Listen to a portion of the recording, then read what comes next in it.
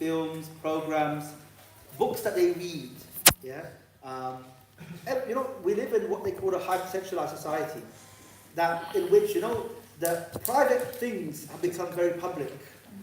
So you see the types of programs on TV for adults, but it gives you the idea of what society has become, where things like, Love Island, or things like, different types of programs that speak about things which were historically, even in this society, private matters, have become public spectacles. And our children are affected by these things. To one extent or another, all 5 of my children, from the age of 18 to 6, have all been home educated, but I'm not under any illusion that they're not also affected by the types of messages that exist in the society, because they live in this society. And so I think sometimes we've got to recognise that society will have an impact and an imprint on all of us, including our children. And firstly, recognising that is hugely important, but then also saying what we do about it is the second, is a really important matter after that. So these influences are shaping our children's attitudes and behaviours, and we must respond proactively. So firstly, recognising the influences, and then thinking about how do we respond to them is really important. So I'm going to talk about a few things, and I think we need to view this matter from a much more holistic perspective than we probably think about it from. I'm not going to today talk just about how do we discuss LGBT and sexual relationship education with your children, although that's part of it. I'm going to talk about how we fundamentally shift our responsibility raising children in response to the command of Allah subhanahu wa ta'ala. How do we respond to our responsibility to raise our children holistically so that they recognize why they are Muslim and what does it mean to be Muslim and how does that affect the way we view our life.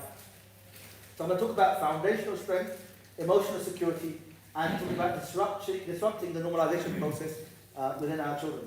So foundational strength, I'm not going to talk about this in any great length, but I'm going to talk about the concept more than I'm going to talk about the way to do it, although that will also be mentioned. When most children are asked, why are you Muslim? What do you think is the most popular response that children give? My parents are. My parents are Muslim. And so we've got to recognise that this is hugely problematic. We're not asking children, what's your favourite colour? And then they're saying, oh, my father likes blue, so I like blue. What's your favourite food? Oh, I like lamb biryani because my mum makes the best lamb biryani. We're not saying that. We're saying fundamentally, why were you created? What is your ultimate purpose? Why do you live? Why are you on this earth? Yeah? What's the fundamental purpose by which you were created? That is not a question that allows our children to base their answer based upon, oh, my parents are like this. They've got to build a unique, fundamental, individual response to that satisfies their intellect and their emotion. So all sexual relationships in Islam, all sexual relationships outside of marriage between a man and a woman are haram, are prohibited. Yeah? But what do our children understand about the word haram? What is it? Yeah? How do they conceptualize that word? Yeah? Because this is based upon an understanding. I know Allah prohibited premarital, extramarital, and same-sex relationships in the Quran. And this is built on an understanding that the Quran is from Allah as the sole revelation from the Creator, as the final revelation from the Creator. And that I know Allah exists just as much as I know I exist. Our children live in a very, we said hypersexualized society, but a very hyper-secularized society. A society which doesn't really believe in God. Most people in the society either don't believe in a God or don't subscribe to a particular religious tradition.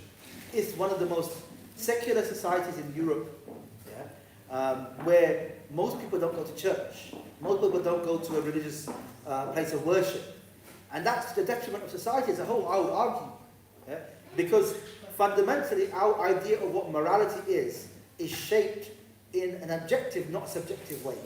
If you base morality, what is good and bad, in a subjective way, then each person's understanding good and bad differs according to whatever influences they are shaped by.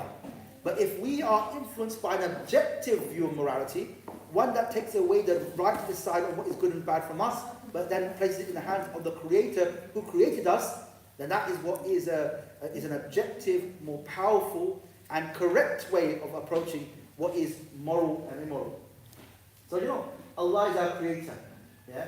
Allah subhanahu wa ta'ala doesn't say to us in the Quran, you believe in this, in Allah and His message. Believe in Allah just because of a faith. The whole idea of religion in Western society is built upon this idea of faith. And that's why they say, look, faith is something which is uncertain, unclear.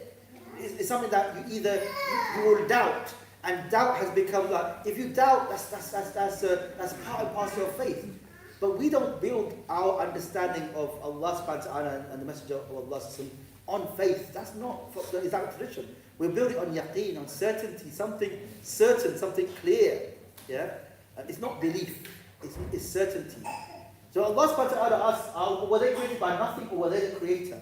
Allah subhanahu wa ta'ala said, إِنَّ فِي خَلْقِ السَّمَاوَاتِ وَالْأَرْضِ وَاخْتِلَافِ اللَّيْلِ وَالنَّهَارِ لَآيَاتٍ لِأُولِي الْأَلْبَابِ. In the creation of the heavens and the earth and the alternation of night and day, these are signs for those with understanding. Because Allah subhanahu wa ta'ala has created breadcrumbs throughout the natural universe to lead man to certain conclusions, human beings to certain conclusions, that He exists. He created everything. And anybody who expends a little time understanding the natural universe will come to that ultimate understanding. But when our children understand why they are Muslim, they view it from the perspective of it's an inherited tradition from father to child, as though that's a culture. And that's not how they should approach it. We need to connect our children to those breadcrumbs in the natural universe, to connect them to certain certainties that Allah created us all, that He created us to worship Him, that He sent the Messenger of Allah with the Quran, and these are all built upon a firm foundation. Yeah. So, for example, during the summer holidays, I was asked by a local masjid in 2 locations to do some activities, general activities for children, and I said, what are their ages? One was 9+, and the other was like 6 to 9. And the 6 to 9 class was a challenge. What do you talk to a 6 to 9-year-old class of children about? So we did a simple exercise. I accumulated lots of different everyday objects: a spoon, a bottle of water, a plastic bottle of water, a tangerine, a banana, an apple, a plastic cup, different objects, everyday objects. Got the children one by one to come and pick out of this bag one object, and we discussed it. We said, is this man-made or natural? And we talked about what are the definitions of man-made and natural. What does it mean? So they could understand, and they quickly understood what man-made and natural was. And then we said, okay, that thing that I'm picking up, that you're holding in your hand, what is it? Is it name it? Where does it come from? And almost trace back that object to its original source, whether it's a seed in the ground, or there's a natural resources deep under the ground. Everything natural or man-made comes from something which is natural in the ground, or something that is of a substance that is created. And so they would go back and back and back, and end up with, okay, the seed. Where does the seed come from? Oh, it's planted in the ground, it grows. Where did the first seed come from? You always come to an end of that process of origin. That end process. Where did that thing come from? And that leads you to the recognition that Allah subhanahu wa ta'ala created everything. The Creator created everything.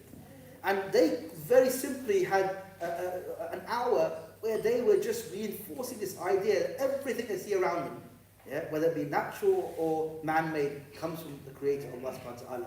And they, through that, they got an understanding that we believe in Allah not because it's an act of faith, of uncertainty, of doubt, but it's rooted in something fundamentally about the nature of our universe, with answers that are about the very essence of what is truthfulness, what is the truth of our purpose in life. And in a society where people are drowning in entertainment, which takes them away from their ultimate purpose, this is something that just grounds them back into that reality. Now, we live in built-up cities where sometimes they cannot connect with the beauties of the natural universe. There's no mountains, but you go to a park and you have 5 or 6 different types of trees, where in the autumn those trees from the trees fall lots of different types of leaves. Yeah, so in the same ground, you have different colours, some beautiful colours of leaves, of different shapes, and you could ask them about where did this come from. Yeah, connect them to their existence as human beings, and then start a discussion about purpose. Now, these type of discussions should not be things that are lectures where our children are connected to just like a monologue, but you ask them to think about things, and that almost connects to their natural fitra, their predisposition to recognize Allah subhanahu wa ta'ala through the signs that He has created within the universe. So what I'm saying is that our children approach their Islamic identity sometimes from a very inherited perspective, and we've got to now realign them to recognize that actually their creation is for something much more substantial than just my parents are Muslim. Yeah, and we're going to help them to build a personal relationship with Allah subhanahu wa ta'ala. So look, your bread comes from a factory which comes from wheat, and then where does that wheat come from? It comes from a seed. Then where does that seed come from? So you're actually just getting them to think about those processes as we did with those children. A Bedouin was answered. A Bedouin, if you characterize a Bedouin in this society, a Bedouin from the time of the Prophet till afterwards, a Bedouin was somebody who was the most lacking in education, probably wasn't literate, probably was seen to be doing just things with their hands. They would travel in the desert with their camels, maybe they'd sell the produce of the camel, the milk. They were not seen as to be the intellectual giants of society. But this Bedouin was once asked, how do you know your Lord exists? And he said, camel dung indicates camels, donkey dung indicates donkeys, and footprints indicate travel. Look at this. This is a very complex, actually, argument. Yeah, that the effect of something proves a cause. Yeah, you don't have to have seen a cause to know that the effects prove something. I don't have to have seen a donkey having travelled across this sand that is in front of me to know that donkey dung indicates the presence at one point in time of a donkey. Similarly, a camel. And I can see, for example, the constellations of the stars and the seas with its waves, and these indicate the all-knowing Creator. Fundamentally, we are connecting our children to certain certainties that Allah created us all beyond my parents are Muslim. Yeah, I was just looking at camel. Yeah, camels are, Allah subhanahu wa ta'ala talks about the camel in the Quran, and you think, why a camel?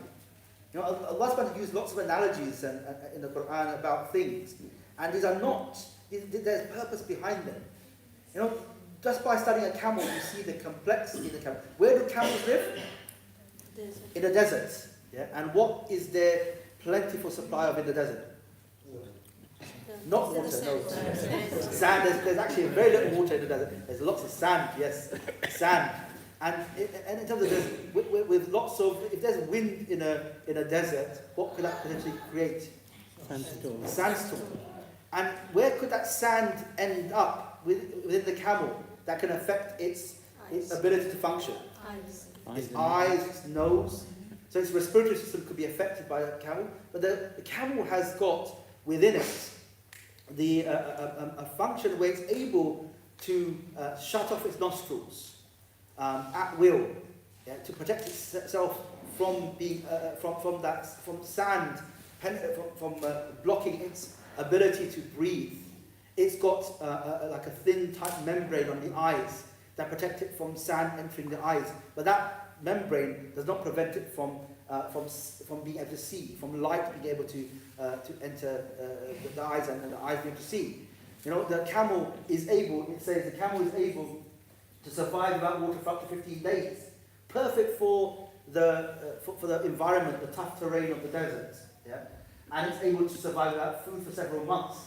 And it can store fat in their humps, and then they can drink 130 litres of water in 10 minutes. So where water is sparse, look, this is a perfect creation for the desert.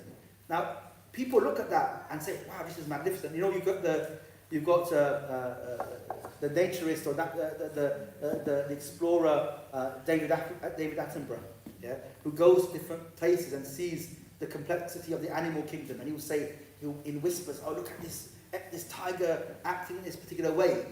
But this is someone who is an avowed atheist. And you think somebody who looks at the complexity of creation, especially the animal kingdom, and who then disbelieves in the creator, what is that? What does that say to you about the intelligence of somebody?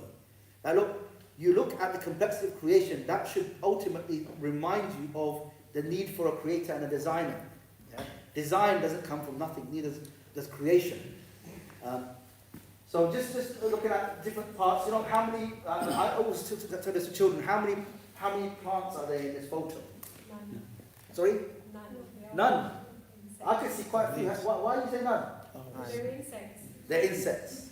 These are all insects. They camouflage themselves within a particular environment. The predator can't tell the difference between the leaf, which is not very important for the predator, but the insect is. But look look at the creation that has been created to camouflage itself away from the predator's gaze. So there's none. Yeah? If you place the blood vessels in the human body from end to end, how many miles will it reach? 100? How many miles? Take a guess.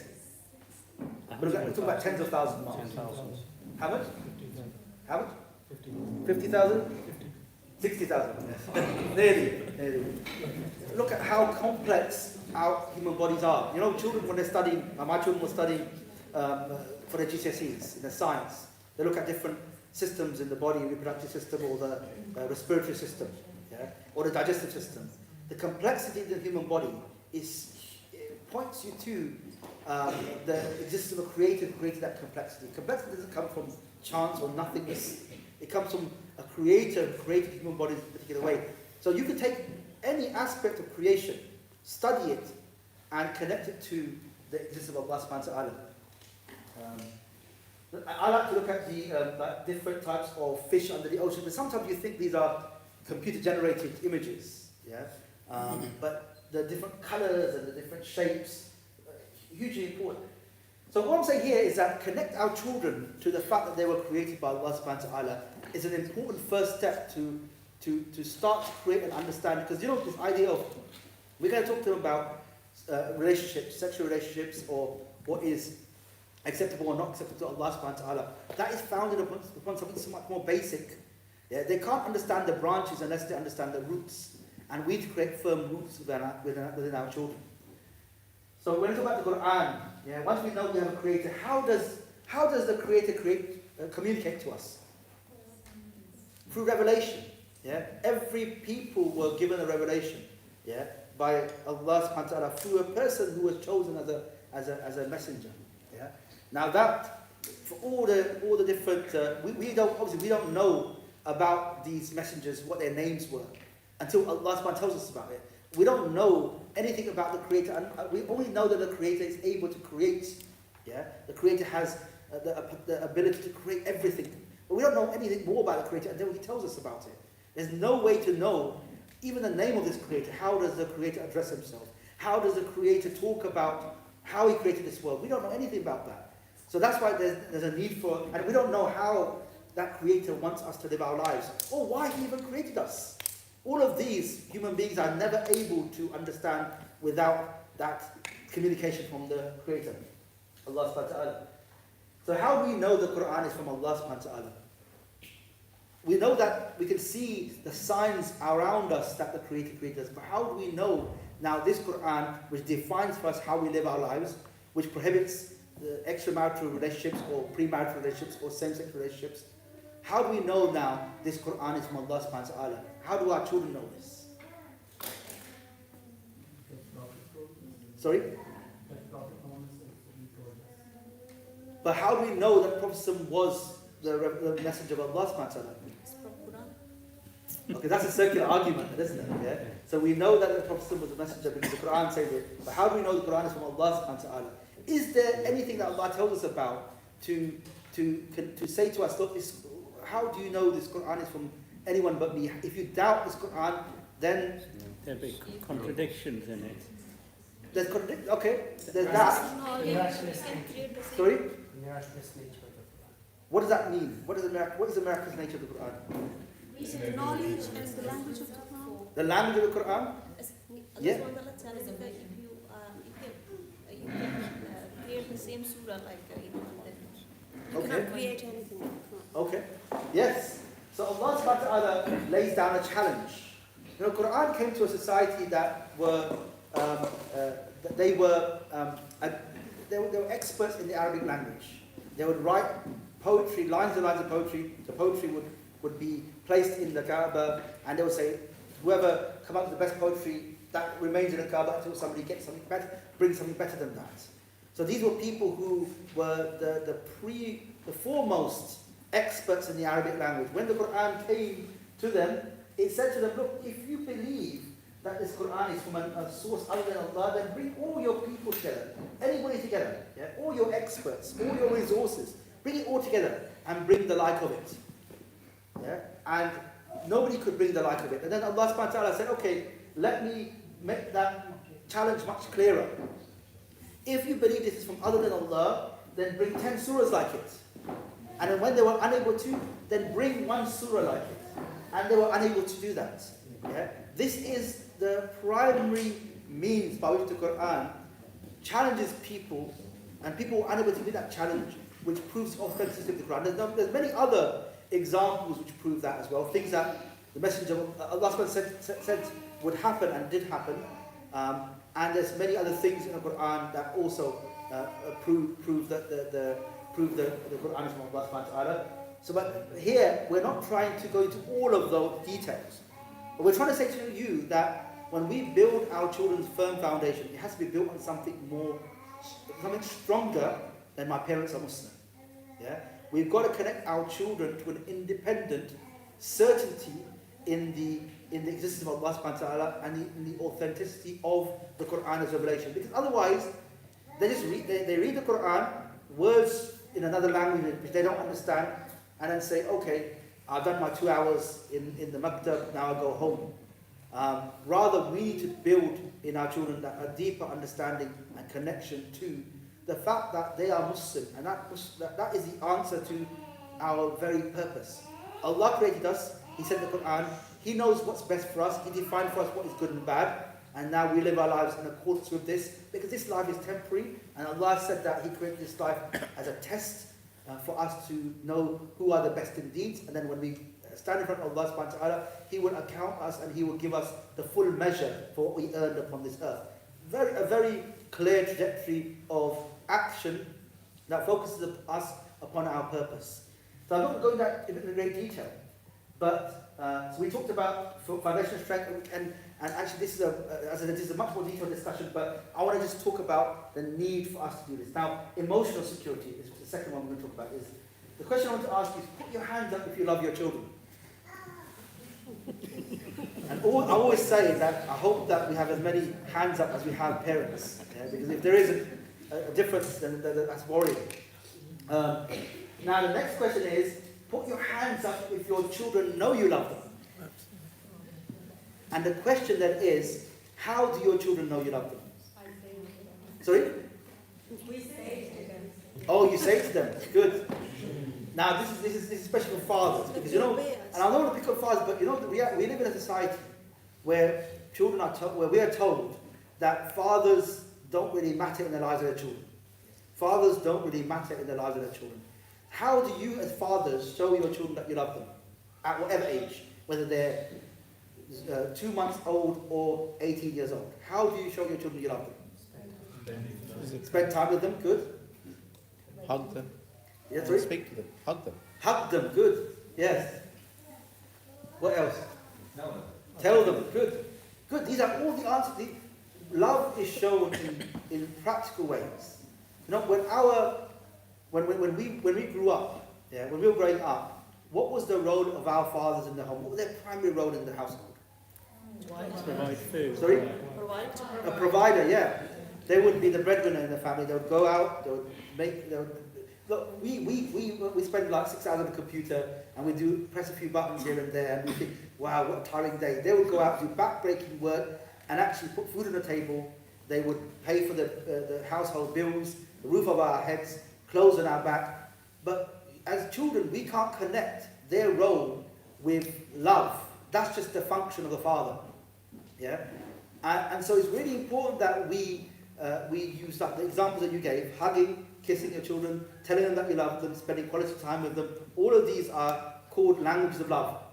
There are ways in which you show your children you love them in a way which they don't have to interpret that love. And this is really important. This is what I want to talk about now. Because, you know, a lot of the problems that can happen in the home or with children growing up, behavior issues or other issues, can stem from a lack of love. And and this is why. Yeah? This is why it is, yeah? Love is a basic need of every child.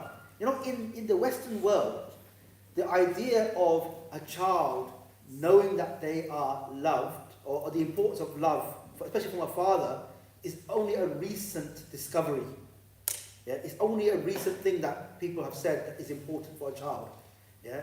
In the early 1990s, there became a lot more focus on this area. You know, when the communist countries collapsed, and people started to go from the West into these communist countries, for example, countries like Romania, yeah, they went into the capital Bucharest, and they entered the country, and they found lots of orphanages, and they found, well, why is there so many orphanages in Bucharest? Was it the case that there were lots of children whose parents had died, and therefore the state had to take over the responsibility for raising children? They found out that the leader of Romania, the communist country of Romania, as part of the USSR, his name was Nicolae Ceausescu. And he said to people as a challenge, you could raise your own children, but a state is so all-powerful, we can raise your children better than you. So lots of parents took on that challenge. Okay, we believe in the state is all-powerful. They started to place their children as babies in these orphanages, even though they had the capacity to raise their own children. So you had hundreds of children in these orphanages, and lots of them all around. When they walked into these orphanages with lots of babies, yeah, with cots from side to side in big halls, what do you expect to hear when you enter somewhere like that? Crying, but they heard pin drop silence. No child cried. It was not that these children were well behaved, because children naturally cry. They cry because they need their why do children cry? For food. They want food. Sorry? They want attention. They want a nappy change. Yeah? They just want to be comforted. You know, children cry for a whole number of reasons. And this cry is alerting their primary caregiver, do something. Yeah? I can't speak, but my crying indicates to you there's something wrong. You need to discover what that something wrong is. Now, when they went into these orphanages, they found that children weren't crying, because a child cries once and then nobody comes in response to that cry. A child cries again, nobody comes in response to that cry. A child cries for the third time, nobody comes. Eventually that child realizes nobody's coming, and the natural cry of the child goes. It disappears. Why should I cry now? Nobody's coming in response to that cry. Children will be given bottles. The bottles will remain in the mouths of the child empty for many hours after the child had finished that milk. Yeah, the child will not be carried by anybody during the day. Yeah? The child will not receive eye contact. And these children grew up very dysfunctional.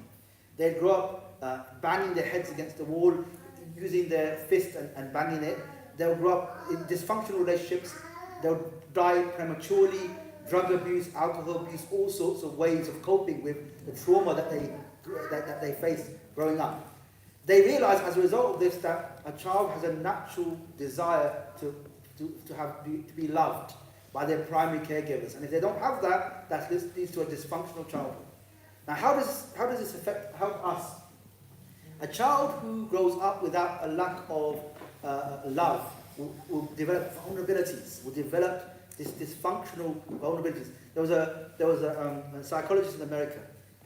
They will say controversial, because anyone involved in this idea of sexual orientation or gender identity area is a political minefield and becomes so politicized that nobody is willing to see different perspectives. He was somebody who, his name was Joseph Nicolosi. He worked with lots of men who had same-sex attraction. He worked with these men. He said the common factor in all of these men He goes, common factor in all of these men when I'm speaking to them is they grew up with overly strict fathers who are not nurturing enough, who are not loving enough. And that developed within them a lack of a masculine role model and pushed them to want that, and the only way society shows a man that he can be loved is through that sexual relationship, so he identified as gay. And he said, to solve that problem, we had to then look at all this underlying need for male love in a non-sexual way. And so he worked with them. And whenever I get calls from parents, during the pandemic, I got a call from a father in South Africa. I said, look, I've got this son who identifies as gay now. He just, during the pandemic, just identifies as gay. I don't know what to do. What do you think the first question I asked him was? What's your relationship? What's your relationship with your child? Because this is fundamental. This is fundamental. What's your relationship? His response was, look, I've worked away from home a long time. I used to leave the house when the children were asleep, and I'd come back when the children were asleep, and I don't have a very good relationship with them. And it's not to say about blame. It's not about blame, but to say how do we repair that relationship so that child's want for an adult male role model is fulfilled, in a way that doesn't create this dysfunction. The reality is that although people will argue and say, no, this is not the cause, the issue is when a child either says that they have a same-sex attraction or a girl wants to be a boy, that is not the issue. There's a more deeper-rooted issue that needs to be found and understood and dealt with. You can't just deal with the claims that what they present to you, but it's what is deeper-rooted as a cause. I was speaking to a young boy. He was 19 years old. He was 18 years old when he started calling me and said, I need help. And he just needed to talk. And he said, look, all I did was listen to him. And for hours and hours, he would talk about his life. And he developed same-sex attraction. That's the reason why he called. Now, he said, look, it all came down to one thing. And this was a unique situation that doesn't naturally happen in most homes. He was the youngest son in a family where all of his siblings were girls. And he was the youngest, and he was a boy. And you'd think that he'd be spoiled. But his mother, when he was born, as he grew up, would really abuse him, not physically, but verbally. Would almost be disappointed, would shout at him, would abuse him. And so he grew up really hating women. And hating his mother, and therefore he developed this unhealthy love for men.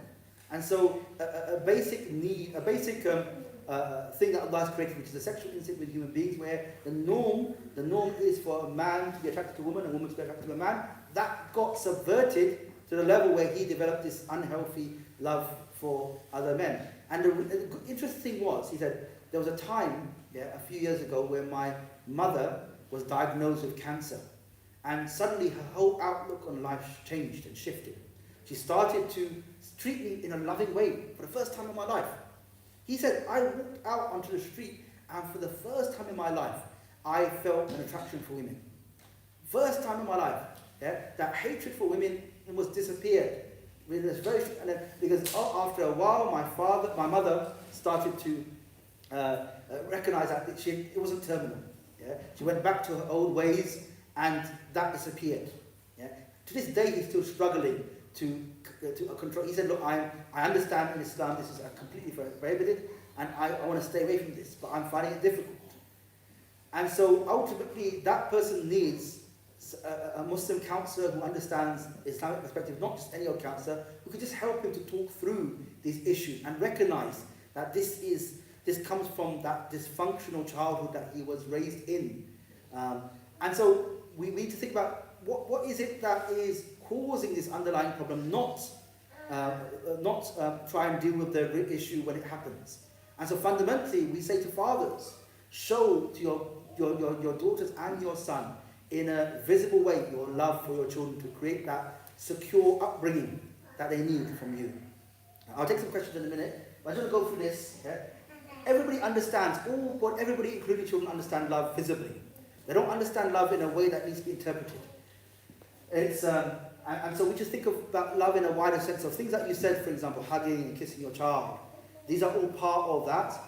spending quality time with your child. It's all part of the language of love, which I'll talk about in the next slide.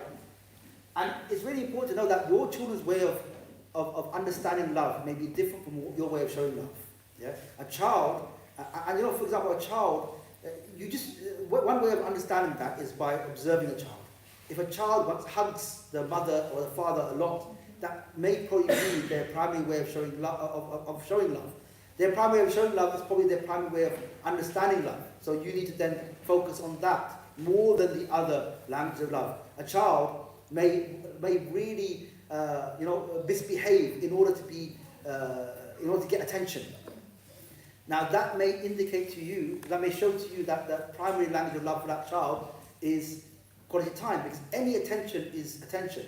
The child a child in a classroom, and I've been in the classroom with children sometimes, and a child may almost like act up in the classroom. Now that child is maybe starved of attention at home, or from a male role model, and so they yearn for that attention. And any attention is what they yearn for, whether it's positive or negative attention. So even being told off by somebody, that's at least being shown attention. And so that child almost needs that role model to show them some love and attention. And so sometimes when children misbehave, we may tell them off. And actually that's part and parcel of them recognizing the behavior boundaries by which they should live life. But also we need to recognize that they sometimes are crying, they're crying for help and attention that we're not showing them. And that is almost always located in the father's love. And it's also another issue that we want to be influential in our children's lives. The way to be influential in our children's lives is to build a strong relationship. Everything hinges upon that relationship. And that relationship has to be hinged upon the way we show love to our children, yeah? And spend time with our children, quality time, and hug and kiss them, and all those things. So if we want to be influential in our children's lives, we can't do it from a perspective of not having a relationship, because anything we say to our child will really be ignored if we don't have that relationship as a prerequisite for that influence. And so that's another reason why we've got to build that influence in our children's lives.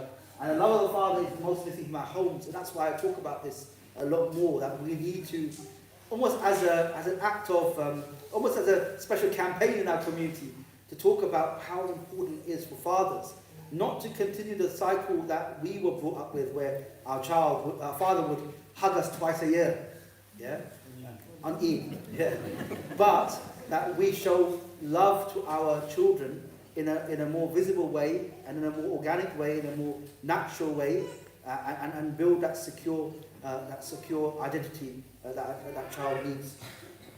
We talk about the 5 angles of love. Now look, physical touch is usually important, hugs, cuddles, even this is not just for children, for when they're babies or toddlers, also means when they're 16, 17, 18, children at that age, even though they're still children in the society, even though they're adults in all respects, they still need our love. Now a child, if you try and hug your 18-year-old son, he'll probably squirm and run away from you. But they may need like a supportive touch on their shoulder, yeah? As they're walking by, you just touch them, yeah? And move on. Children still need that, yeah? They still need the attention of their father. They still need all of these things. Like for example, the Prophet was once with another companion, a companion known by Al-Aqra ibn Habs al-Tamimi. So Al-Aqra was sitting opposite him. Prophet was hugging he's kissing his grandson, Hassan ibn Ali, radiallahu ta'ala anhu. So he's kissing his grandson, and the man looked at that and said, I have 10 children, and I never kiss any of them. Yeah? And the Prophet said, Man la yarham la yurham. He who does not show mercy will not be shown mercy. As a rebuke. It's not a good thing you're saying. It's not like, you may be thinking that this is like a statement of masculine strength. But this is not that. The sunnah of the Prophet said, my sunnah is to hug and kiss my children and my grandchildren. And the Prophet's grandchildren and his children were under no illusion, under no misapprehension that their father or their grandfather never loved them. And the Prophet was the most busiest of people, but he would love his children and grandchildren in a visible way, such that they knew that. Affirming words, things like praise. Praise to children is so important. Yeah, praising your children is so important. I remember when we were growing up, we would get our exam results, and you get A, B, B, B, B, and then maybe one C or D, and then the focus will be upon why did you get a C or a D. You know, we need to change that approach to our children. When we praise our children, we are encouraging the behaviors we want to develop in our children. If there's something that they're doing that is really good, yeah, praise them. That will encourage them to do it more. Yeah, they read that, they memorize a part of the Quran. Praise them for it, yeah, because that encourages them to do it more. Everybody loves praise. People love praise as a natural human condition. Praise our children as a way of encouraging behavior in them, but focus on the effort and not the result. Yeah. Why do we focus on the effort and not the result when we're praising our children? Because they might be disappointed in themselves if the result is not what they expected. Yeah, that could be. They could be disappointed. Now, where does effort come from? Where does result come from? Ability. From you, results from them. Sorry? Intention. And Efforts from you and result is from them. So it is their reaction and how their perspective of how things are. So, for example, two children. They both have the intention to memorize the Quran. One manages to memorize a page of the Quran in half an hour. The other struggles to memorize 2 verses in, in 2 hours. Yeah, but that second person puts in more effort. Would it be just to say to both children, oh, you did really well, you memorized 2 verses, a page of the Quran, excellent, you did better, you're only memorizing 2 verses of the Quran. Would it be just to praise them in that way? So that would compare the kids, isn't it? Because their efforts are different. They are both putting an effort in, and one might be like naturally more intelligent, the other might need hard work. So they both are trying their best. The ability to memorize is from Allah subhanahu wa ta'ala. It's not something from us. Some people have very good memories. Some people have photographic memories. That's not from them. Yeah? Nobody, when they're younger, opts to have a photographic memory, and somebody says, no, I want a poor memory. No, it's something outside of our control. It's from Allah subhanahu wa ta'ala. So we cannot focus on the result because the result is from Allah subhanahu wa ta'ala. But secondly, when you focus on the result, that's a done deal. That's gone. You can't ever improve the result, but you can improve the effort. Effort is in degrees, isn't it? You put some effort in now, you could put more effort in next time. You could improve your effort exponentially. So focus on the areas of improvement rather than focus on the result. And with a child who struggles with something, look at the effort and say, I see you're struggling, you're doing so well, you're putting so much effort in there, you know, may Allah subhanahu give you the ability to do more. And you're recognizing that the effort and that process. So focus on the effort and not the result is really important. And also with girls, focus on things of substance and don't focus on things that are superficial. Because in this, what is the primary quality in this society that girls and women are complimented on more than anything else? beauty. Their beauty, something superficial. And so we need to go against that to say, why is it that is the focus for everybody? Why is that superficial element? Something which on Yawm al-Qiyamah will have no impact upon a person. How a person looks has no impact upon their final destination and where they're going to end up on their good deeds, but rather focus upon that which is of substance, on the things that they do, the effort they put in, and so focus on that. It doesn't mean that a father shouldn't say to a daughter, on Eid day, she's dressed for Eid day, and you say to your daughter, you look beautiful. That's still, a father should say that to a daughter. But more than that, maybe 5 times more than that, focus on things of substance.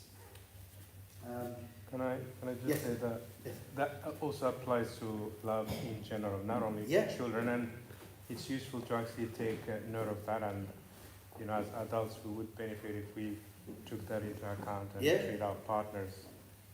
Trying to understand their language, their love language, and match it. So this whole idea of the 5 love languages, the whole idea came from marital relationships between husband and wife, and husband and wife thinking about the primary language of love and how to show love to each other. And then also they started to think about how does this apply to children as well, because children are also part of that. But absolutely, we can think about this in any of our relationships, in our marital relationships as well. Quality time, focus undivided attention away from all the distractions. Quality time is some things that children yearn for.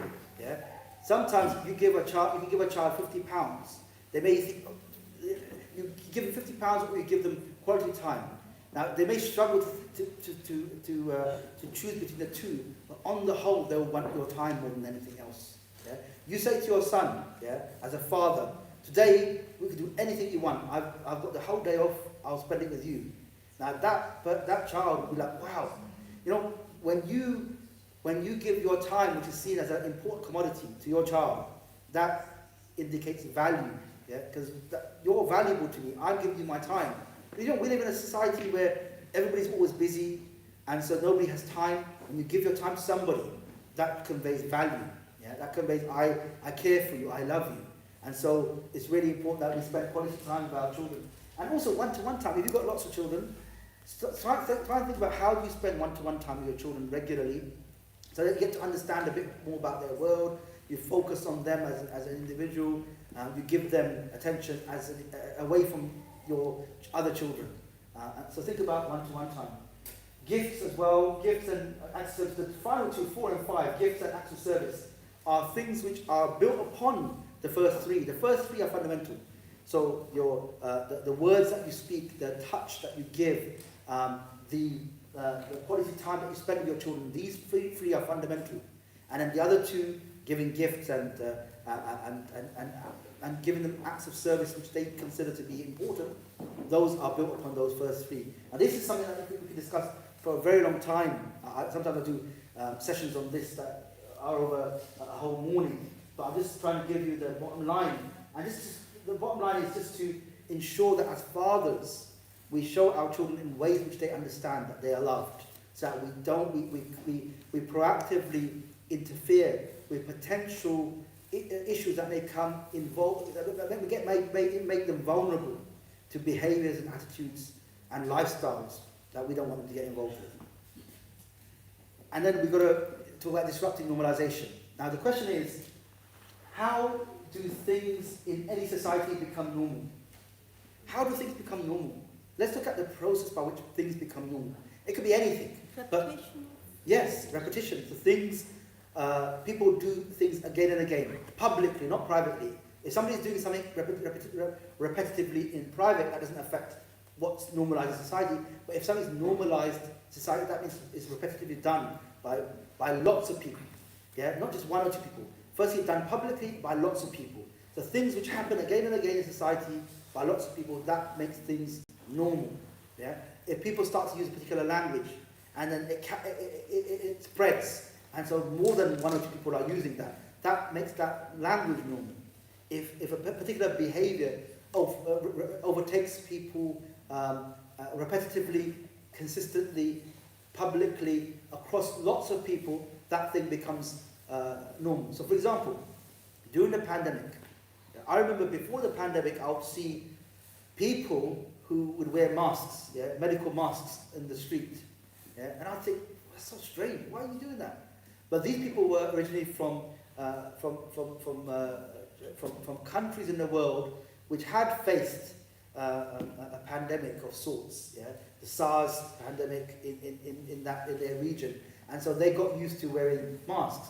But it wasn't something that was normal here. During the pandemic, within a matter of weeks, the act of wearing a mask became so normal, because everywhere, first of all, there was expectation that everybody would wear a mask. You'd see other people wear the mask. If somebody wasn't wearing a mask, why are you wearing a mask? So because of that, it became so normal. But within weeks after that, when people stopped wearing masks, it became normal not to wear a mask. Yeah? So things become normal and abnormal very quickly in a society. Our children are being affected by those normalized messages. In our society, the LGBTQ identities have become so normalized in such a short period of time in the society that sometimes people think, how could that happen so quickly? Yeah. In one sense, in a part of British society, it was a criminal act, and then it became socially unacceptable even when the law changed, to such an extent that then it became socially accepted and normal after that, and it became an issue of celebration more than just normal. So things can become normal so quickly, and we've got to recognise how these messages are impacting us. The reality is most people do what they do because most people do what they do. And that sounds strange, but Most people don't behave or act in a particular way because they want to, but it's because of what has become normal in society. Yeah? So you see, 100 years ago, people would dress in a particular way, people dress in a different way today. If you were to bring those people from 100 years ago to their great-grandchildren today and ask both of them, why are you dressed in the way you're dressed? They couldn't, they would say, because it's normal to dress that way. Yeah? Normal is what most people do, and in your given environment where people act and behave in a particular way. Most people do what they do, not because they think about it in a careful way, it's because it's what other people do, and they're imitating that. So that's why in schools, amongst our children, peer pressure is so strong and can be so effective in shaping our children's attitudes. You can have a child who doesn't believe in stealing. If he's in a group of children where the socially acceptable practice or almost the being a part of that group involves you stealing, that child may steal against what they know is right. Peer pressure can be so important in that regard, and that's why most people do what they do, because most people do what they do. And most children just want to fit in, which is about peer pressure. And we see the concerted efforts to normalise or usualise LGBTQ plus relationships in our society. And so what our role is to actively disrupt that process. You know, things become normal when there's no other perspective. Yeah? When you speak to somebody and ask them questions about what they perceive to be normal, that starts them thinking about, is this actually normal? Why do I do this? Why do I act in this particular way? Because unless people are just doing things that they see around them, until you draw it to their attention, it becomes very difficult for them to understand or start to think about why they're doing something. If a child is doing something in a particular way, why do you do it? Why do you think that's acceptable? Yeah, then they can start to think about that in a more thoughtful way. But unless we disrupt a process and our children see a different perspective from what is given to them as norms, we'll never be able to disrupt that process. So, for example, where do our children learn about sexual relationships and LGBTQ? Where do they learn about this? Schools? Sorry? The media? Friends? You know, you see, every time I ask this question, nobody says in the home. Because we don't see that as a normal thing, isn't it? Yeah? Now, if our children are being, their idea of what is normality is being shaped by the society around them, if there's nowhere else of a trusted source that is cutting through that normalization, then how do we expect them to cut through that normalization? How do we expect them to understand the norms beyond what society presents them as the norms? You know, it becomes such a taboo in our homes to discuss this, or to even have an atmosphere where children are able to come to us and ask us questions, that we have allowed Google, our children's friends, the films that they watch, the programs that they watch, the books that they read, to shape their understanding about sexual relationships and LGBTQ, without us being that source. If we don't know the answer to the question, if my child ever comes across a word or an idea around sexual relationships or LGBTQ, if we don't know the answer to where do they go to seek answers from that, then we've got a problem. There's a problem here. Yeah?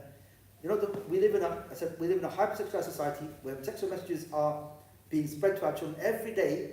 The only place that we can potentially discuss this in a way that conforms to our values as Muslims is the only place we choose not to discuss it. And what sort of problem are we trying? What issue is happening as a result?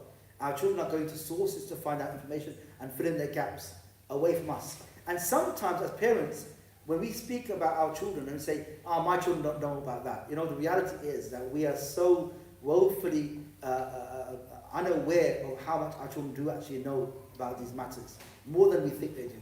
I remember once I saw this cartoon. Yeah, I should actually bring it back into presentation. I used to include it in my presentation, but maybe I'll bring it back at some point. There's a cartoon where there's a man, he approaches his teenage son. They're both sitting on a computer, and the father says to the son, it's time we talked about sex. And the son says, Dad, what would you like to know? What would you like to know? Because that is actually a funny way of explaining the quandary that we're all in. that we delay, even green lighting our children to come to us to ask us these questions, give them permission to come to us to ask these questions. We wait for it to be too late, and all their information now has been answered by different sources and from different value perspectives, from the teachers in the schools, to their friends at schools, to the films or programs that they watch, to the internet, which opens up a doorway to all sorts of filth and deviancy. And so where are their ideas and values being shaped? And that's a question we need to ask ourselves everywhere at the home. Yeah? And what stops us from discussing these topics in the home? What is it that you think stops us from discussing these topics in the home? Embarrassment? Culture? Lack of proper knowledge. Sorry? Lack of proper knowledge. Could be lack of knowledge, yeah? Taboo, isn't it? Denial. What do you mean by denial? Denial that children are going to be affected by this. Yeah? Yeah. My child is Sharif, he's Masood. He doesn't know about any of this. No. He doesn't know anything about this. I remember once we had an event for parents, a one-day session for parents. And after that we said, next week, we're going to get your children to come to a session. We're going to talk about this. We're going to enable them to talk about this in an open atmosphere where we can then address some of these issues. You know what most parents were saying? These were like maybe 10, 11, 12, 13, 14-year-old children. No, my son doesn't want to go to this. No. You're going to corrupt my children. Yeah? And I said to you, I assure you that what you think your children know is far less than what they actually know. They know much more than you think. Yeah? And so I said, okay, what I'm going to do is I'm going to bring my 10-year-old child to this session as well. So if you think I'm corrupting your children, I'll corrupt my child as well. So when I said that, okay, and absolutely those children knew everything. Much more than their parents thought they did, because we live in willful ignorance of what we think our children know. They know so much more.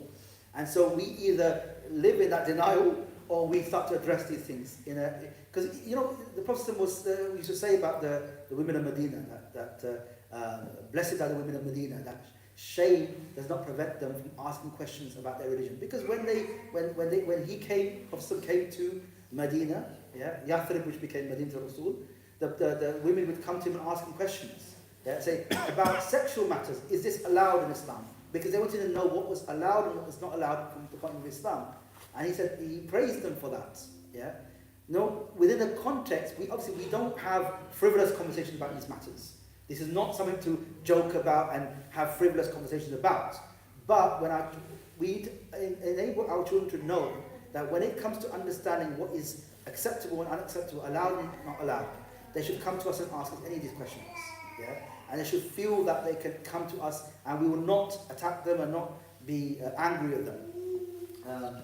So first, just even giving permission to children to ask those questions is really important to set the tone. Over time, our children get an understanding that there are certain questions that can ask and certain questions they can't ask. We never spell it out in any clear terms, but they come to this conclusion. Algebra, I can come to my father about this. No way can I come to my father about, because there's an unwritten understanding that these are the sort of things you never discuss with your parents. But either we become the people that our children come to, or we provide other outlets in the community that our children can go to find answers to this in a way which is in conformity with our values. Now, very briefly go over this discussion. This is really important to help us to understand how do we overcome this challenge, this taboo that we may have. Yeah? Once a young man came to the Prophet and asked him for permission to commit zina, in public. Imagine it was in this environment. A young man comes in and says, "Oh, Prophet, give me permission to commit zina."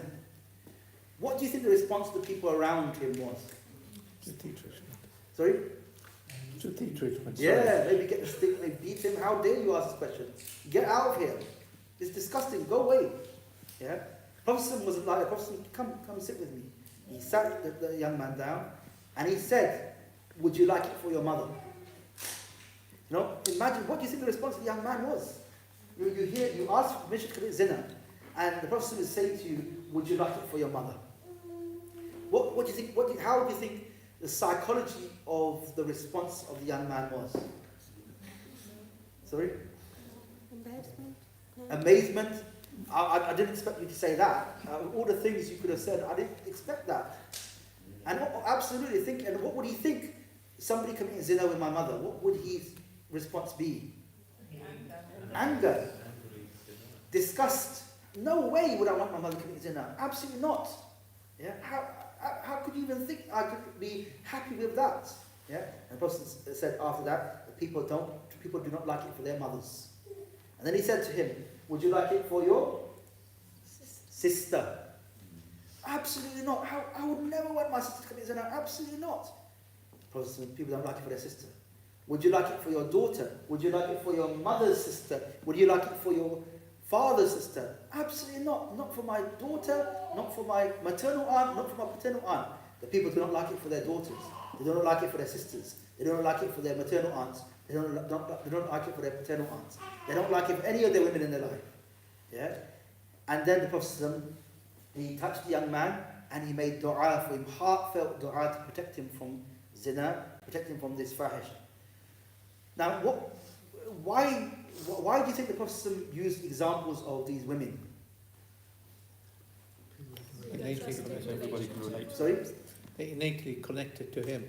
Yeah, they're connected. And he's to him. able to picture those individuals in his life, Yes. and how it would then affect others whose life those So individuals. these women were women who he would die defending if they were ever attacked. He had such an emotional connection to them, that he would never want anybody to do anything against them. So the Prophet used that example because it was the most emotive. At a point of desire, intellectual responses are really not important, because desire is born out of an emotional want to do something you know to be wrong. Intellectually, I know this is haram. The Prophet didn't say in this conversation, it's haram, because he knew that the young man knew it was haram. But emotionally, I want to fulfill this desire. I need to fulfill it. And the Prophet said, would you want it for your mother, your sister, your daughter, your aunts? And so he was supposed to say to him, look, you don't want anybody committing zina with your daughter or your sister, but you want to commit zina with somebody else's daughter or sister. Think about it, look, aligning his emotion to what he knows is right, and giving an example that is so out there, so connected to him. Yeah? And in this response, he dulled that desire, by him recognizing, look, I would kill somebody who wants to do this to my mother or sister, but I want to do this to somebody else's mother or sister. Every woman has an intrinsic value, and when somebody's trying to fulfill their desire, the value of that person becomes objectified, becomes beyond that value, becomes an object, isn't it? So bringing it back to a person, this is somebody's mother, somebody's sister. Humanize that person, and so I won't go through, there's like 20, 25, 30 lessons we can learn from this. But one important thing here is that the Prophet didn't say to the young man, you come to me with this question, but I'm going to answer a different question. He came to him with what he presented him with. So we should be open to our children to come to us with whatever they want, and we should answer that for them. And in this instance, the Prophet touched the young man. What is touch? It's the heart. It's a language of love. And he made dua for him, which is also hugely important. Sometimes if I was to ask you, what is dua? What does dua mean to you? Sorry? Communication to Allah. Communication to Allah, Expression of love. Expression of love, What else? Asking for something. When do you make dua? When you need help. When you need something. Good. So this is important. Look, dua is important when we understand it as asking Allah for something we know that we can't do ourselves, that we are placing ourselves in a position of need. I need this, but I know I can't do it. Only Allah can give me what I want. That is important. But dua should not be relegated to an act at the time of need alone. Because that would mean that sometimes when a crisis hits our families, we make dua then. But rather, we should think of dua as everything, as a means of proactively asking Allah to protect our families from that which hasn't yet engulfed our families, but has the potential to do that. So we shouldn't see dua as almost a crisis management tool. Sometimes we can approach it as that, but we should see it as a proactive tool to save us from things which may happen to us. I mean, once this man came to the Imam and said, look, I'm struggling with my daughter. She's gone She's gone off the path I wanted to go on. And the Imam said, have you ever made dua for her? He said, no, because her brothers were the troublesome ones. She was always the sensible one, and I never made dua for her. Which almost is an impression that, look, dua is something I can handle that my daughter. I can't handle my son, so I need help with that. But so Allah may test you with something like that, isn't it? With you think that dua is about asking Allah for help in the matters that you can't handle. The reality is, every aspect of life we can't handle without Allah subhanahu wa ta'ala's help. Yeah? So recognizing Allah subhanahu wa ta'ala, we are in need of His support in everything. Yeah? And dua is a reflection of that. So we ask Allah for that. You know, dua is one of those things where if we had a friend who we would ask for everything, there'll be a point in time where we would meet the limit of that friend's ability to meet our needs. And that friend will say, look, every day you ask me for this, and this. I can't deal with you. You almost suck the emotional strength out of me. You know, I can't deal with all your problems. Stay away from me. Yeah? Allah subhanahu wa ta'ala is the opposite. Allah dislikes it when His servant fails to ask Him for everything. And you know, I remember once when I was younger, we were going to the masjid we were probably around 12 or 13. And I remember at that time, there was an important football match. And I didn't follow football then, I don't follow football now. But there were some people really involved in football, and they supported Arsenal. Their team was playing. And they said, we made lots of dua that Arsenal would win. And I remember I said to him, look, why do you waste dua on that? And that was wrong. Because why can't you make dua for your team to win? Yeah? Because you recognize that only Allah has the power to do that. And dua is not something, for the insignificant and for the things which are of substance, or you consider to be of substance, you should ask dua for everything. Ask Allah. You know, the Prophet said one of the du'as that's often answered is the dua of the parent for the child. Yeah?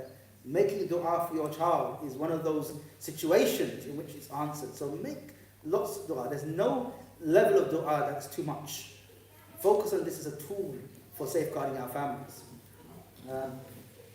So yeah, there's that. So this also, the Prophet made this dua, oh Allah, forgive his sins, purify his heart, and guard his chastity. And it was said about this young man, he never even asked to commit zina ever again. You know, this transformative effect of dua is something which we can never explain, because it's beyond our capacity to understand. It's in the metaphysical realms of life, something which Allah subhanahu wa ta'ala controls. And we don't know the impact of a sincere dua for our children. So make sincere dua for our children at every point in time. Now look, so if you don't talk to them, who will? Give them permission to ask you anything. And you don't have to answer the question straight away. Your child comes to you with a question, you're doing something else. You can always say, look, I'll come back to you on that. Maybe in 2 days' time, 1 o'clock, let's meet and we can actually sit down and probably discuss this. Gives you time to emotionally prepare, intellectually prepare, know how you're going to answer it. Maybe if you're the wife, you can speak to your husband. If you're the husband, speak to your wife. You can discuss it. How will you respond to this? You know, it gives you don't have to. Nobody's going to die if you don't respond straight away. So it's just a way in which to respond. You ask, child, what do you mean? To try and seek to understand what they're asking. Yeah. Where do you hear that in a neutral way? Don't say, where do you hear that? Because that can sound very accusative. But where do you hear that's a really good question. Where do you hear that? Yeah? And that helps to understand where the influences are coming from. Whenever you give permission to your children to ask you anything, when they come to you to ask you something, don't think about what your body language communicates. Yeah?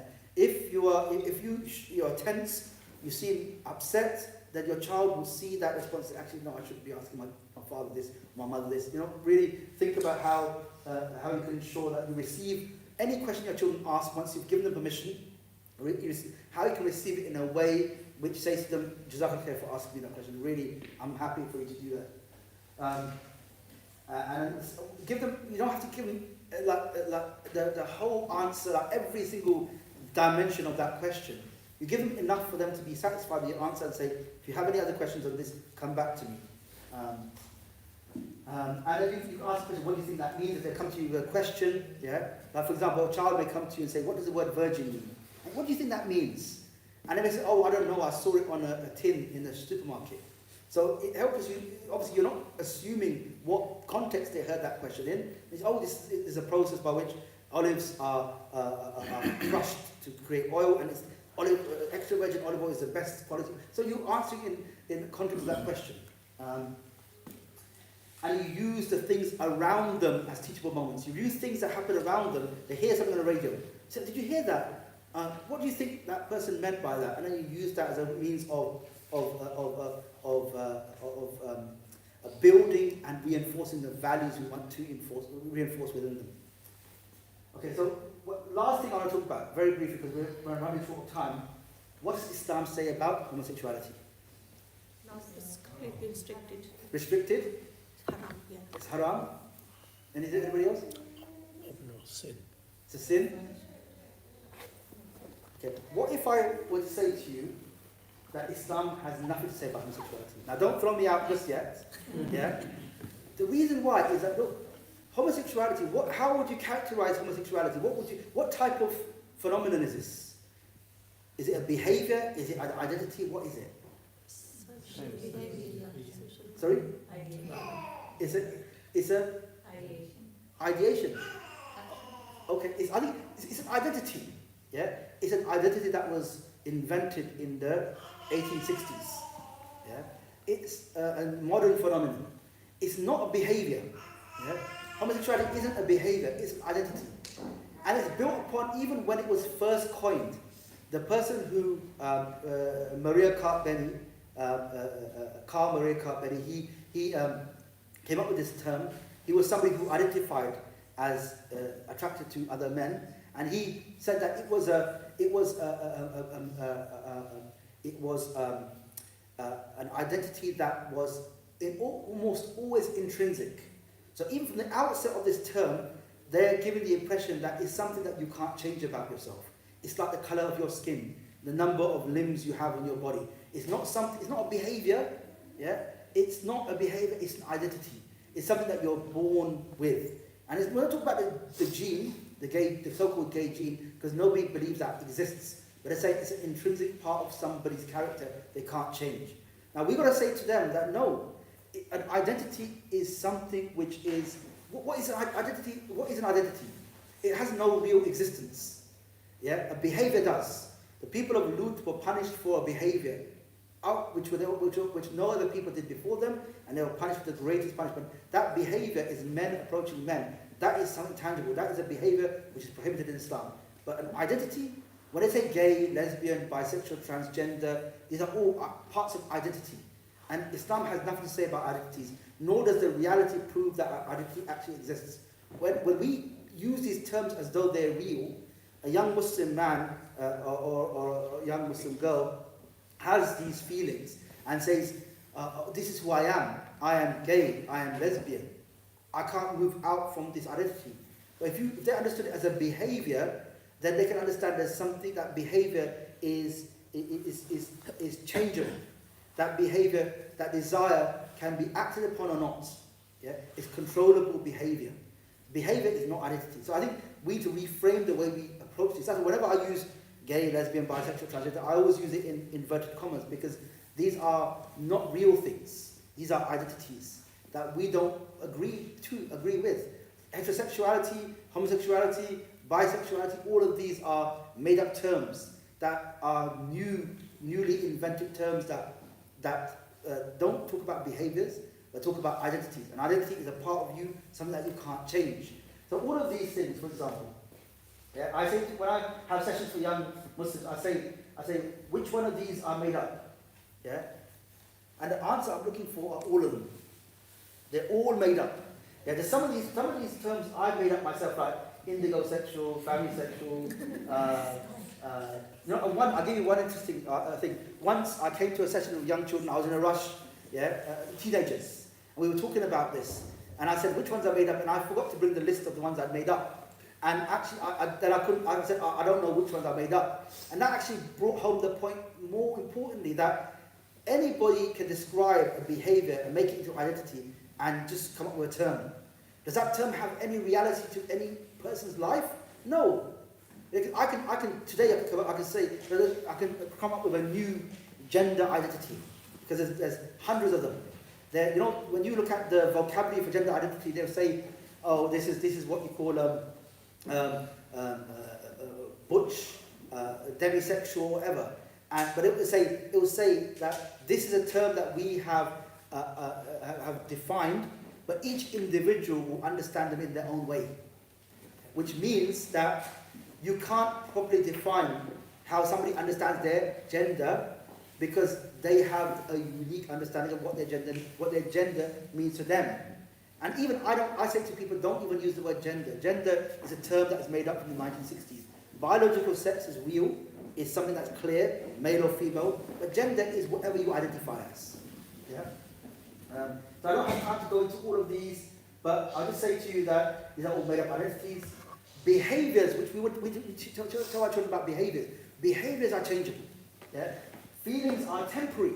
So a child, like what would happen is a child would say to them, look, I'm a boy, but I'm a girl, but I think I'm a boy. That's based upon a feeling. Now they'll go to the Tavistock Clinic Gender Identity Development Service. They'll go there and they'll say, look, I was born a girl, but I feel like I'm a boy. They will not even do any counselling or find out what the problem is. It's okay, they'll put them on the trajectory to become a boy. They'll give them puberty blockers, which is like medication which stops the natural process of puberty happening in the child's body. Then they'll give them as they grow older cross-sex hormones. So if they're a girl, they'd give them hormone treatment, testosterone. And they would ruin people's lives. Because later on, lots of these children will say, actually, I don't want to be a boy. But I can't change now. Because I haven't been through puberty. My body has been physically changed now that I'm an adult. But I can't change. And some of these people will say, look, I was in the same room as adults who should have said to me, pull yourself together. Instead, they pandered to my every whim. And I went on this course. Now my life is completely ruined. So you know, this whole idea of feelings making a huge change in someone's life. Imagine your children, for example. Yeah, they're 12 years old and say, "Oh, I want to be a journalist." Then they're 14. "Oh, I want to be a fireman." Oh, then they're 14 years old. "Oh, I want to be a scientist." You know, if we were to respond to every single thing a child said, yeah, as though it was real, yeah, we would change the entire almost the trajectory of a child's life based upon that temporary feeling.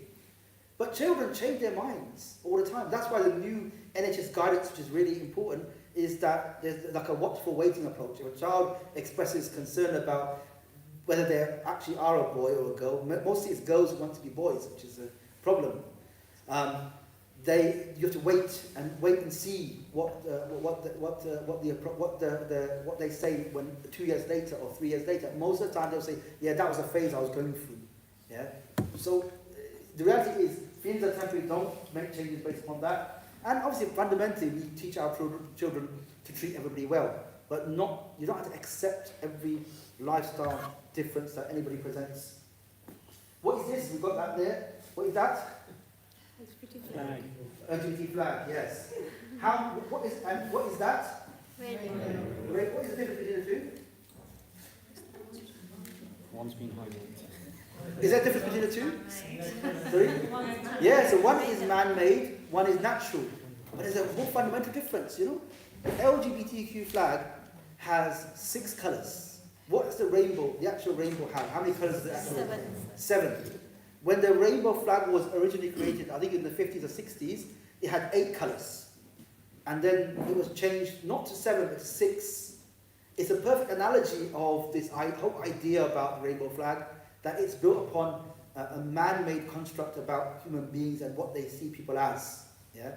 Not people who have different desires and behaviours that they can respond to or not, but actually almost part of their identity which is man-made, which is unnatural. And so we say that, look, sometimes parents, we say to our children, "I don't want you to have this rainbow thing." And actually we almost give up the rainbow, something Allah subhanahu has created as a huge deal. When you see the rainbow on a rainy day where there's sun, it's a marvel to look at. It's a sign of the creation of Allah subhanahu wa ta'ala. It's beautiful. Why do we have to give it up? Because some people have taken that rainbow, changed the colours, and adopted it as their emblem. So it's just a small point here. Yeah, that's the thing. So the actual point I would end on is we've got to instill a foundation of strength in our children by helping them to understand that Allah created them. Yeah? Reveal the Quran and know what's best for us. Show your children you love them, especially for fathers. Create an open environment where they feel comfortable asking you about situations with LGBTQ, and ensure your children understand the difference between identities which are fixed and made up, and behaviours which are changeable, desires and feelings which are temporary and can be fought. And I think one thing we've got to teach our children, from the final point, we've always got to teach our children this idea that whenever they make a mistake, a sin against Allah subhanahu wa ta'ala, that is not the end of the world. But rather we should teach them tawbah as a practice of a Muslim. That ask Allah for forgiveness as soon as you do it. Ask Allah for forgiveness as soon as you do it, and also seek to never want to do it again.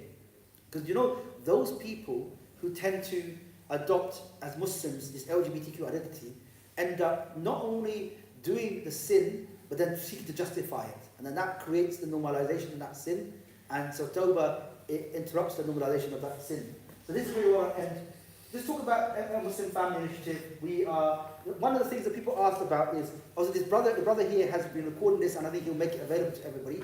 If you don't get access to that, or if you want to, on our website, muslimfamilyinitiative.org, yeah, you will find we've recorded a professional presentation like this on the website, which is got like words on the screen and things, so you can watch that in your own time as well. You've got on the website, we've got lots of template letters for withdrawing from school. The report that I talked about is also on the website. One thing we want to do is actually create a resource on the website which has all the questions that parents ask or children ask, and it's on the website where you can search. It's a searchable resource about RSE in schools, as well as questions children ask. Yeah, what does that mean and how to answer them? Simple, straightforward, succinct answers. If you don't find the question you want, you can submit that and we will answer that and put it on the website. We want that to be hundreds, even thousands of questions that over time will build as a resource for parents and to guide them and support them in taking on this task. This is the question and answer section, so please do submit your questions. The report is also on the website, and what we're going to do is print this. We're going to print lots of copies of this this report and send them to every single MP. Whether they agree with it or not, they should still hear our perspective. And in an election year, they need to hear. And what we're going to do is get people from every constituency of the country, invite to a session or give them a template letter to send this to their MP. So if I send it to their MP, they'll ignore it. If the constituent sends it to their MP, they have to pay some attention to it, even if it's a nominal attention. But I think we just need to, we want to advocate on behalf of Muslim parents to get MPs and members of the House of Lords, peers in the House of Lords, to understand what our concerns are in this area. And we want to create a Maktab program as well as part of our program. So what we want to do is finally talk about this RS Champions program. We've got a few people who we've trained up already in Cambridge. Sister Iman is one of them, and there's a couple of others as well here. Sister Amina. Yes. And Nazia. Sister Nazia as well. So if any of you want to talk about this as well, very briefly, because what we want to do is create, we do free one-day training across the country, and so far we've trained up over 200 people to become RSE champions. We want different communities to empower people in their area to solve this problem. Rather than in the future, make it in 1 year's time, imagine if you don't have to invite me to Cambridge. Of course, I love to come here and speak to you, but imagine if you didn't need to.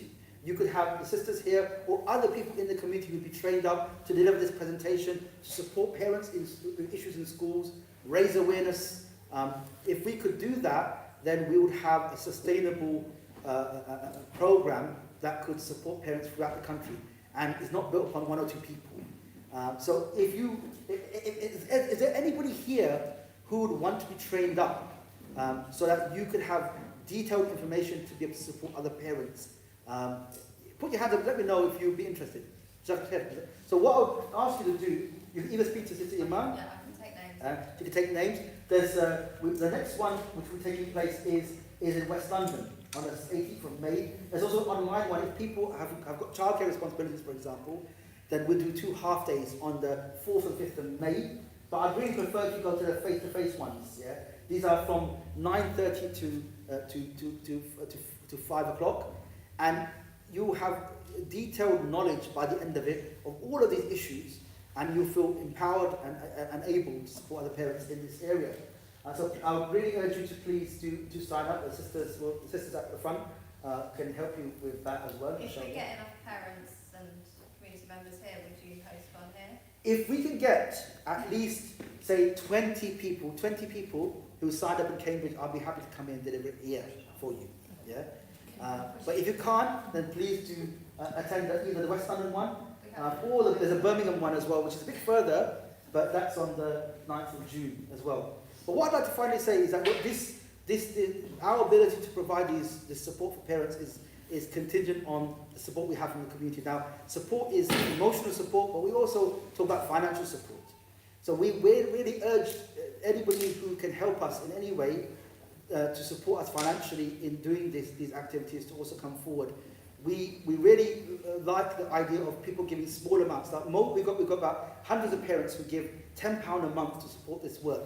And we don't necessarily want thousands of pounds from individuals, but if you can, we've got some standing order forms at the front. Please do sign up for that. If you want to give a one-off donation, then please approach me. We've got card readers as well as a bucket. But I would like to say Jazakumullah khair for attending today, and please do get involved at whatever level. Spread whatever messages you've learned today to other parents. And please, those of you who put your hands up, please do leave your names with Sister Iman so that she can send you details about how to sign up for the RSE Champions Program. If we could get 20 people to sign up here, I'd be really happy to come and deliver that one-day training. It's a completely free one-day training. Yeah, you get free lunch as well. I know they say there's no such thing as a free lunch, but there is free lunch here. Please do sign up, and I'd be happy to come here and deliver that here, inshallah. Jazakumullah khair.